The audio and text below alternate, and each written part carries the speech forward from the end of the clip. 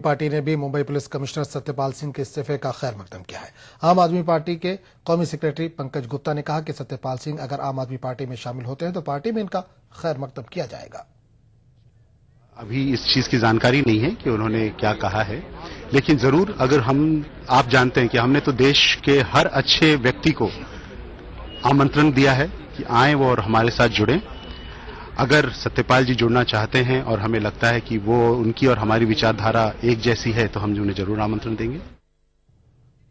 दिल्ली काबीना की आज मीटिंग होने वाली है। मीटिंग का अहम मुद्दा जन लोकपाल बिल है। वजीर आला अरविंद केजरीवाल ने कल प्रेस कॉन्फ्रेंस में इस बात की यकीन दहानी कराई थी। अरविंद केजरीवाल ने जन लोकपाल बिल के सिलसिले में कहा है कि काबीना की मंजूरी के बाद दिल्ली जन लोकपाल बिल को मंजूर कराने के लिए 15 दिनों में असेंबली का इजलास तलब किया जाएगा। दिल्ली ख्वातीन कमीशन की चेयरपर्सन बरखा सिंह को हटाए जाने की दरख्वास्त पर लेफ्टिनेंट गवर्नर नजीब जंग ने केजरीवाल हुकूमत से वजाहत तलब की है। बरखा सिंह ने इस पर खुशी का इजहार किया है। दिल्ली के वजीर कानून सोमनाथ भारती को सम्मन जारी करने के बाद सुर्खियों में आई दिल्ली ख्वातीन कमीशन की चेयरपर्सन बरखा सिंह को लेफ्टिनेंट गवर्नर नजीब जंग की जानिब से राहत मिली है। केजरीवाल हुकूमत ने लेफ्टिनेंट गवर्नर से बरखा सिंह को कमीशन की चेयरपर्सन के ओहदे से हटाने की दरख्वास्त की थी, जिसके बाद बरखा सिंह ने लेफ्टिनेंट गवर्नर से मुलाकात की। बरखा सिंह से मुलाकात के बाद लेफ्टिनेंट गवर्नर नजीब जंग ने केजरीवाल हुकूमत से दिल्ली ख्वातीन कमीशन की असर-ए-नौ तश्कील और बरखा सिंह को हटाए जाने की दरख्वास्त पर वजाहत तलब की है। बरखा सिंह ने लेफ्टिनेंट गवर्नर की कार्रवाई पर खुशी का इजहार किया है। तो मैं समझती हूँ कि उन्होंने कुछ सोच के ही किया होगा और एक्ट के मुताबिक और नोटिफिकेशन के मुताबिक जो भी उसमें वो है, उसमें कोई भी चीज मेरे ऊपर लागू नहीं होती। मैंने कहीं भी कोई उल्लंघन नहीं किया है। अपनी मर्यादाओं में रह के मैंने काम किया है और अपने देश को बेइज्जत होने से बचाया है। जो एक विदेशी महिलाओं ने जो एक दोष लगाया था, उनको मैंने बाहर नजरों में गिरने से बचाया है। मैंने कोई अपराध नहीं किया है। तो हो सकता है इन चीजों को देख के उन्होंने ये किया हो और ऐसा फैसला किया हो, तो मैं उसके लिए बहुत आभारी हूँ। बरखा सिंह माजी में कांग्रेस की रुकन असेंबली रह चुकी हैं। केजरीवाल हुकूमत के मुताबिक दिल्ली ख्वातीन कमीशन की बागडोर किसी माहिर और गैर सियासी शख्सियत के हाथों में होनी चाहिए। बरखा सिंह जी जो हैं, आप सब लोग जानते हैं, वो कांग्रेस की स्पोक्स पर्सन रही हैं। कांग्रेस की एमएलए की टिकट से चुनाव लड़ चुकी हैं। तो वो इंडिपेंडेंटली कैसे काम कर सकते हैं, इसके ऊपर एक प्रश्न चिन्ह खड़ा होता है। तो वो जो भी काम करेंगे उसमें एक राजनीतिक एंगल तो होगा ही होगा। उसको इंडिपेंडेंट होना चाहिए। तो मैत्री पुष्पा जी, हम चाहते तो हम भी अपनी एक एमएलए को वहां पे बिठा सकते थे। तो मैत्री पुष्पा जी एक ऐसा नाम है जो कि सारा देश जानता है, बहुत बड़े साहित्यकार है। अगर ऐसे लोग आएंगे तो उससे उस सबकी इज्जत बढ़ती है। दिल्ली हुकूमत वर्सेस बरखा सिंह मामले में फिलहाल बरखा सिंह का पल्ला भारी नजर आ रहा है। अपने मुतालबे को मनवाने के लिए दिल्ली हुकूमत लेफ्टिनेंट गवर्नर के सामने क्या वजाहत पेश करती है, ये देखना दिलचस्प होगा। Bureau report, ETV news.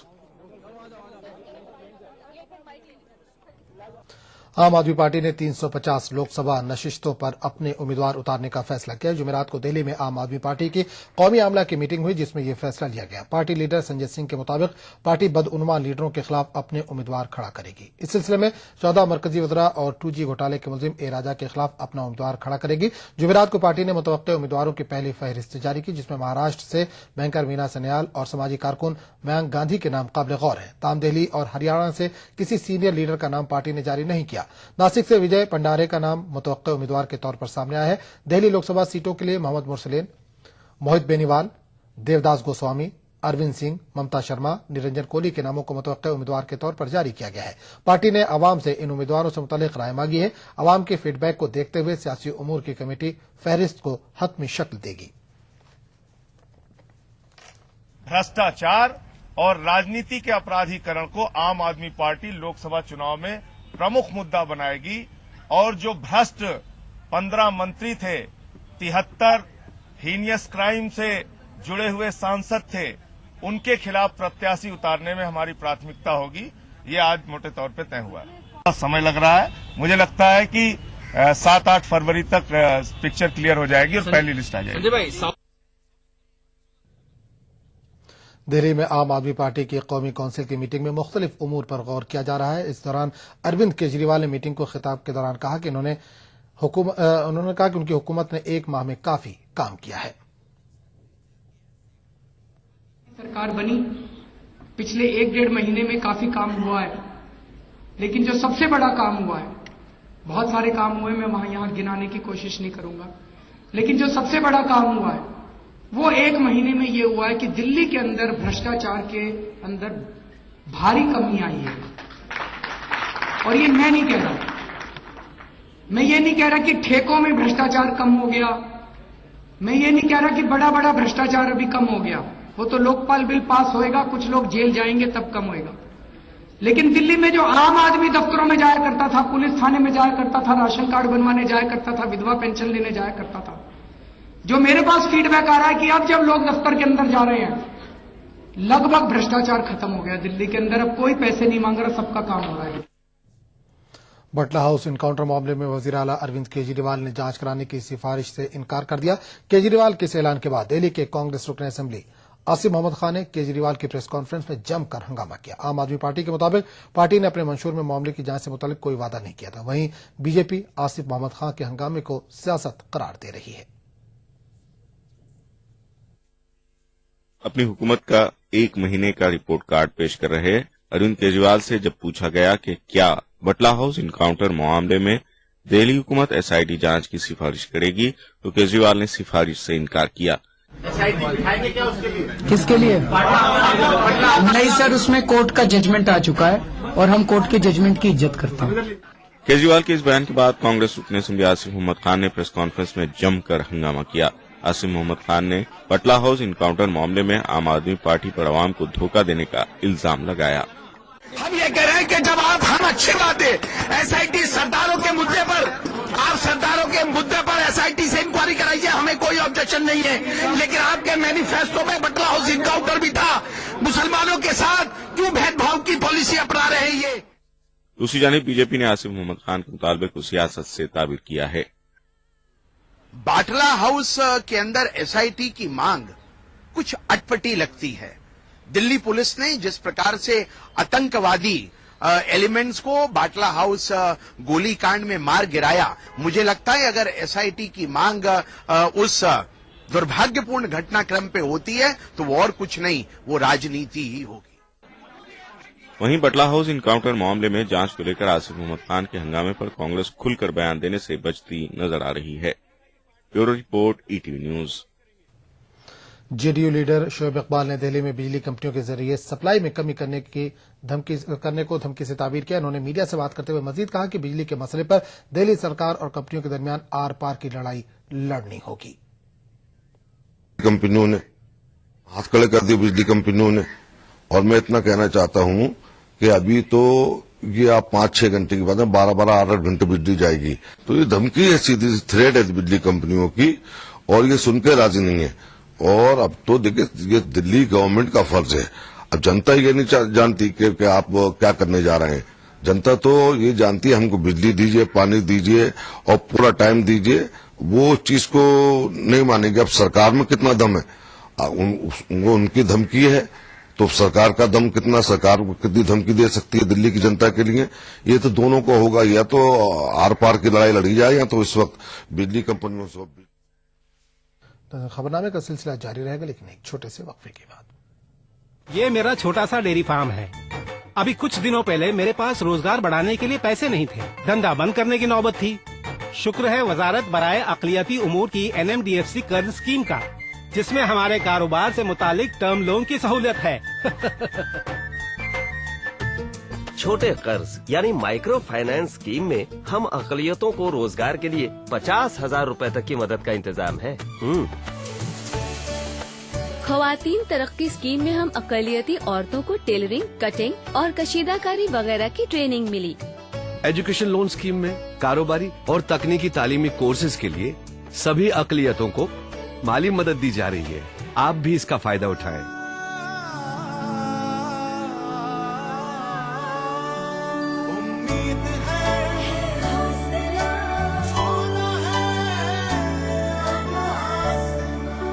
आप बनेंगे तो बनेगा हिंदुस्तान।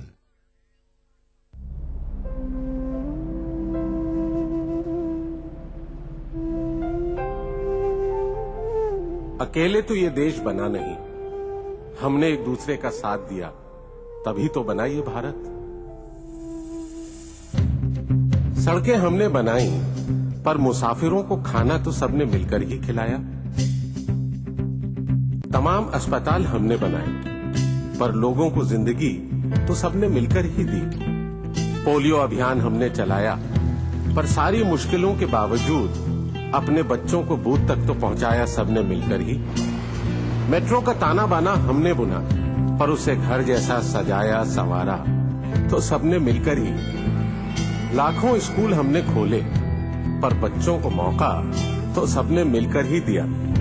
खाद्यान्न सुरक्षा कानून हमने लागू किया, पर उस अनाज से फौलाद बनाने का सिलसिला तो सबने मिलकर ही जारी रखा। मोबाइल नेटवर्क से देश को बांधा हमने, पर देश की सीमा पर अपनों को हौसला तो सबने मिलकर ही दिया। कुछ यूं ही हमने मिलकर बढ़ाया देश को तरक्की की राह पर। तो क्यों न कहें, हम सब ने मिलकर बनाया ये भारत। भारत निर्माण का यही प्रमाण, जन जन को छुआ, जनजीवन बदला।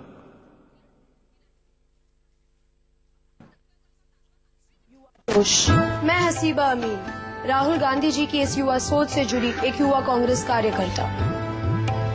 हर हाथ शक्ति, हर हाथ तरक्की।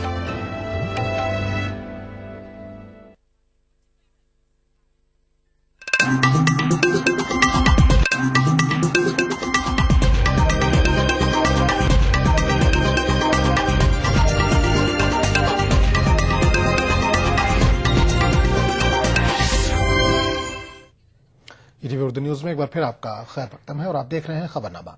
दिल्ली के लाजपत नगर इलाके में हुए 8 करोड़ की लूट मामले में दिल्ली पुलिस ने 2 अफराद को गिरफ्तार किया है। बताया जाता है कि गिरफ्तार किए गए लोगों में एक ड्राइवर भी शामिल है।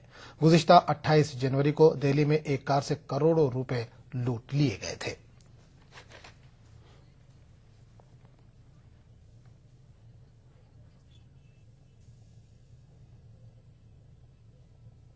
मरकजी वज़रा का एक ग्रुप एमटीएनएल और बीएसएनएल के कब्जे में मौजूद जमीन को मजीद कामों के इस्तेमाल में लाने की राहें तलाशेगा। इस सिलसिले में ग्रुप ऑफ मिनिस्टर्स की मीटिंग आज दिल्ली में मुनक्किद होगी। वादे के दोनों कंपनियों की मिल्कियत में एक अंदाजे के मुताबिक 14,000 करोड़ लागत की जमीन मौजूद है। सिर्फ बीएसएनएल ही के पास ऐसे कोई 82 इलाके हैं जिनमें से 10 इलाकों पर वो वज़रा ग्रुप से तरक्याती काम की सिफारिश चाहता है। उधर एमटीएनएल वज़रा ग्रुप से तरक्याती प्रोजेक्ट्स के सिलसिले में रियल एस्टेट को बढ़ावा देना चाहता है। इन दोनों प्रोजेक्टों को तरक्की देने से अवामी शोबेजात को माली मुनाफा हासिल हो सकता है। ये प्रोजेक्ट साल 2017 और 18 तक मुकम्मल होने की उम्मीद है। कांग्रेस जराये के मुताबिक उत्तराखंड के वजीर आला विजय बहुगुणा को हटाए जाने का कांग्रेस फैसला कर चुकी है। विजय बहुगुणा की जगह मरकजी वजीर हरीश रावत या रियासती वजीर प्रीतम सिंह को वजीर आला बनाया जा सकता है। जराये के मुताबिक उत्तराखंड कांग्रेस उमूर के इंचार्ज गुलाम नबी आजाद, जनार्दन द्विवेदी और अंबिका सोनी को मरकज की जानिब से ऑब्जर्वर बनाकर उत्तराखंड रवाना किया जाएगा। जराये के मुताबिक 2 फरवरी तक इस जिम्न में कोई फैसला लिया जा सकता है। बुध को ही कांग्रेस सदर सोनिया गांधी और पार्टी के सीनियर लीडरों की मीटिंग में बहुगुणा को वजीर आला के ओहदे से हटाने का फैसला लिया गया। ताहम अभी ये वादे नहीं हो पाया है कि विजय बहुगुणा ने इस्तीफा दिया है या नहीं। पीटीआई के मुताबिक विजय बहुगुणा ने न तो गवर्नर से मिलने का वक्त मांगा है और न ही उनसे मुलाकात की है। वाज़ेह है कि सैलाब मुतासरा उत्तराखंड में बाज़ आबादकारी के काम को लेकर विजय बहुगुणा अपने ही पार्टी के अरकान असेंबली के निशाने पर रहे हैं। शुमाली हिंद में घने कोहरे के बायस आम जिंदगी दरहम बरहम होकर रह गई है। खराब मौसम का असर आमदोरफ्त पर भी पड़ा है।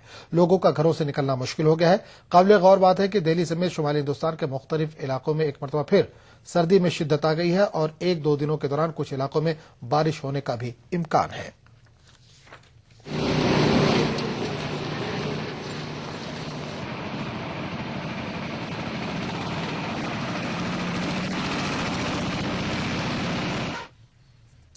एक नोट कमल पर वोट के नारे से बीजेपी ने आने वाले इंतखाबात की तैयारी शुरू कर दी। 272 सीटों से ज्यादा पर जीत के इरादे से बीजेपी ने अपनी तशहीर का आगाज कर दिया है। बीजेपी सदर राजनाथ सिंह ने पार्टी कारकुनों से खिताब के दौरान कहा कि पार्टी को आम आदमी से जोड़ा जाए ताकि हमें अपना निशाना हासिल हो सके। राजनाथ सिंह ने इंतबाह दिया है कि अवाम से न जुड़ने की सूरत में पार्टी इख्तिदार के हुसूल में नाकाम हो सकती है। राजनाथ सिंह ने दिल्ली में ज्यादा से ज्यादा मेहनत करने पर जोर दिया। राजनाथ सिंह ने कहा कि हम आवाम से एक नोट का सवाल करेंगे, जो कितने रुपए का होगा इससे कोई फर्क नहीं पड़ेगा। मरकजी काबीना ने सब्सिडी वाले गैस सिलेंडरों की तादाद बढ़ाने का फैसला किया है। काबीना कमेटी बराए सियासी उमूर ने सब्सिडी वाले सिलेंडरों की तादाद 9 से बढ़ाकर 12 किए जाने की तजवीज को मंजूरी दे दी है। साथ ही काबीना ने आधार कार्ड के जरिए सब्सिडी फराहम करने के अमल को फिलहाल रोक दिया है। पार्टी के दबाव के पेश नजर मरकजी हुकूमत ने सालाना एलपीजी सब्सिडी का कोटा 9 से बढ़ाकर 12 कर दिया है। यही नहीं, हुकूमत ने आधार के जरिए बैंक अकाउंट में सब्सिडी की मुंतकिली के अमल को भी फिलहाल रोक दिया है।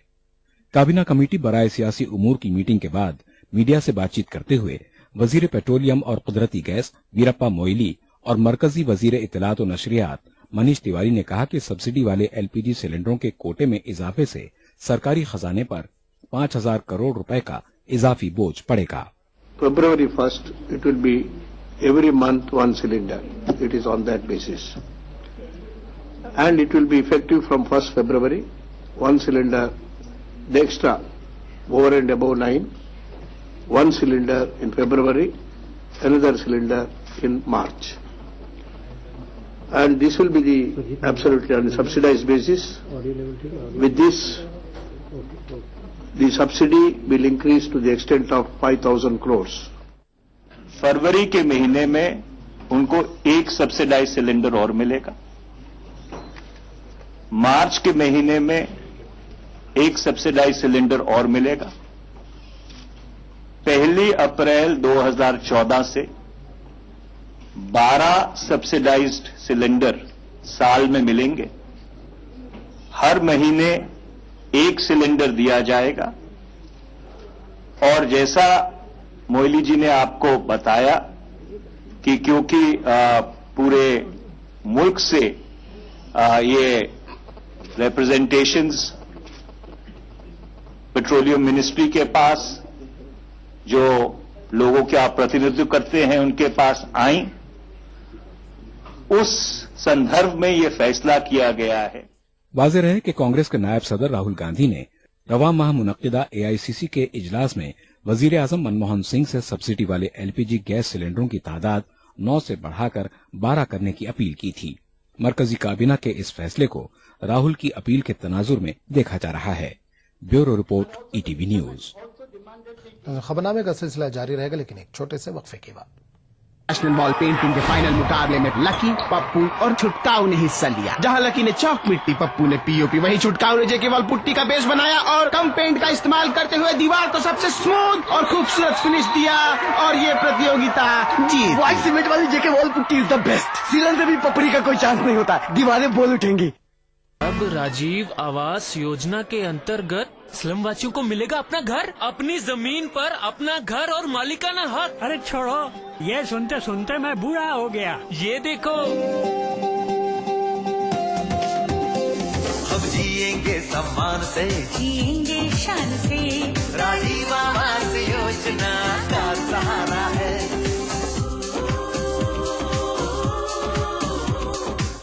अपना भी घर होगा, अपनी इज्जत होगी, शहर में ही अपना पता होगा, राजीव आवास योजना का सहारा है।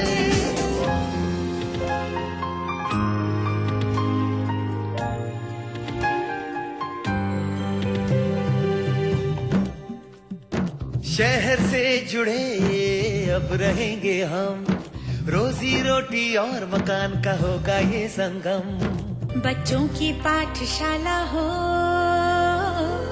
भविष्य उनका उज्जवल हो, राजीव आवास योजना का सहारा है। घर घर में नल होगा, पानी झरझर होगा, आएगी रोशनी, हर तरफ उजाला होगा। भारत सरकार, राज्य सरकार एवं स्थानीय निकायों का साझा प्रयास, राजीव आवास योजना, सबको हक। उंगली के इशारे से चले दुनिया प्यारे, काम चाहे जो भी हो यही काम आए, बिन बोले ही हर बात कहे जाए, जिंदगी एक चुटकी में आसान बनाए, आसान बनाए। दिल में जो है वो ये बताए, तेरी मेरी सबकी जरूरत ये पूरी कर जाए। हम समझते हैं इस उंगली के इशारे को, इसलिए हम लाए हैं जन सेवा आपकी उंगली के इशारे पर।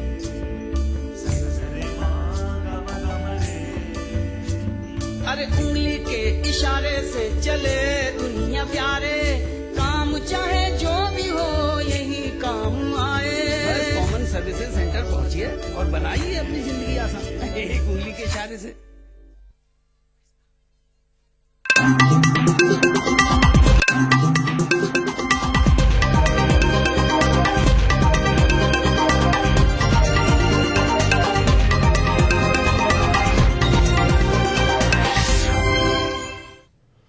ईटीवी उर्दू न्यूज में एक बार फिर आपका खैर मकदम और आप देख रहे हैं खबरनामा।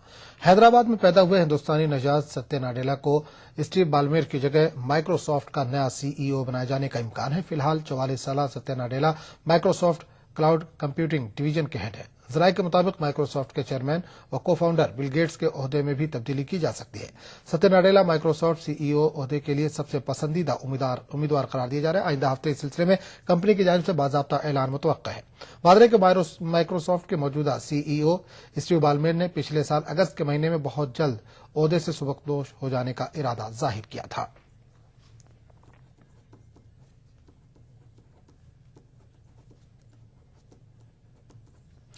नाज़रीन, इस वक्त हम सीधे रुख करेंगे देहरादून का, जहां कांग्रेस के लीडर विजय बहुगुणा इस वक्त मीडिया से खिताब कर रहे हैं। विधायकों की बैठक होगी और उस बैठक में मेरा अनुरोध है सारे विधायकों से कि सर्वसम्मति से प्रस्ताव पास करें कि नए मुख्यमंत्री का चयन कांग्रेस अध्यक्षा श्रीमती सोनिया गांधी जी करे और जो भी नवनिर्वाचित मुख्यमंत्री हो सारी कांग्रेस पार्टी और विधान मंडल दल के साथी उनका साथ करें। ये मेरा सौभाग्य था कि मुझे इस राज्य की सेवा करने का मौका मिला और जो भी मुझसे इस राज्य के विकास के लिए बनेगा मैं निरंतर करता रहूंगा। सर, क्या कारण था कि आपको इस्तीफा देना पड़ रहा है? ये थे उत्तराखंड के वजीर आला विजय बहुगुणा जो इस्तीफे के कयास आरआईओ के बीच मीडिया से खिताब कर रहे थे।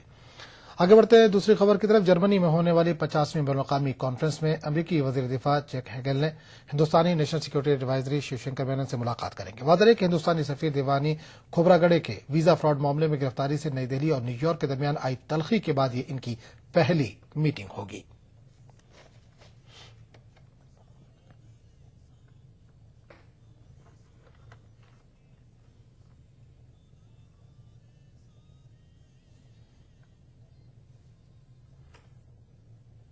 न्यूजीलैंड और टीम इंडिया के दरमियान सीरीज का 5वां और आखिरी वनडे वेलिंगटन में खेला जा रहा है। न्यूजीलैंड की टीम ने 50 ओवरों में 5 विकेटों के नुकसान पर 303 रन बनाकर टीम इंडिया के सामने जीत के लिए 304 रनों का निशाना रखा है। जवाब में हिंदुस्तानी टीम की शुरुआत काफी धीमी रही। हिंदुस्तान के 3 बल्लेबाज बहुत जल्द पवेलियन वापस लौट गए। ताजा इतलात मिलने तक टीम इंडिया ने 3 विकेट के नुकसान पर 73 रन बना लिए हैं। वादरे की टीम इंडिया सीरीज पहले ही गंवा चुकी है और न्यूजीलैंड की टीम 3-0 से आगे है।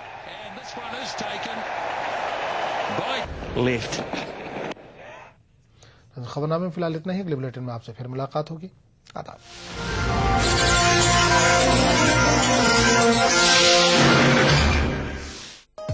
इस प्रोग्राम को पेश करने में ताउन किया Shri ultra red oxide, Bharat का एकमात्र जंग रोधक सीमेंट।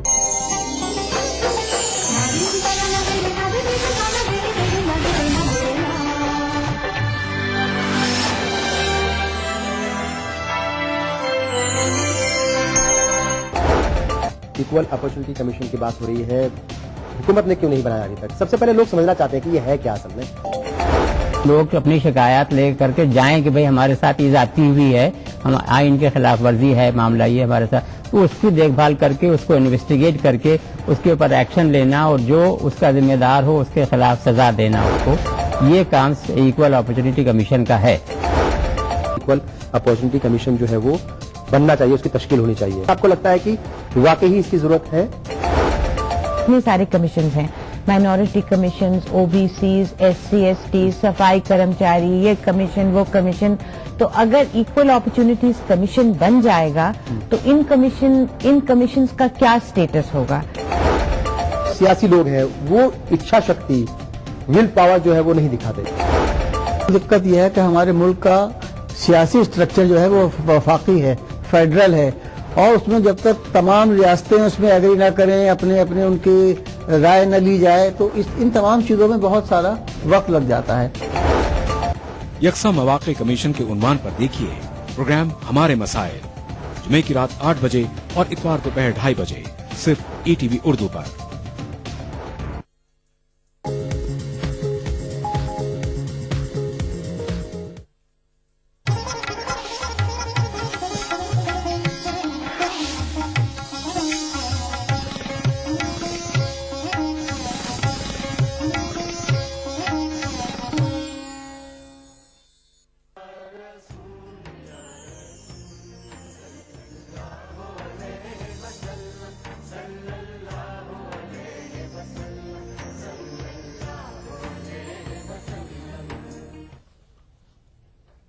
अल्हम्दुलिल्लाहि रब्बिल आलमीन वल आक़िबतु लिल मुत्तक़ीन अस्सलातु वस्सलामु अला सय्यिदिल अंबिया वल मुरसलीन अस्सलातु वस्सलामु अला अब्दिही व रसूलिही मुहम्मदिल मुस्तफ़ा इमामुल अंबिया खातमुन नबिय्यीन व अला आलिहि अस्हाबिही तय्यिबीन अत्ताहिरीन रिज़वानुल्लाहि तआला अलैहिम अजमईन क़ाल अल्लाहु तआला फ़िल क़ुरआनिल मजीद वल फ़ुरक़ानिल हमीद व मा अर्सलनाका इल्ला रहमतल लिल आलमीन नहमदुहु व नुसल्ली अला रसूलिहिल करीम अम्मा बाद।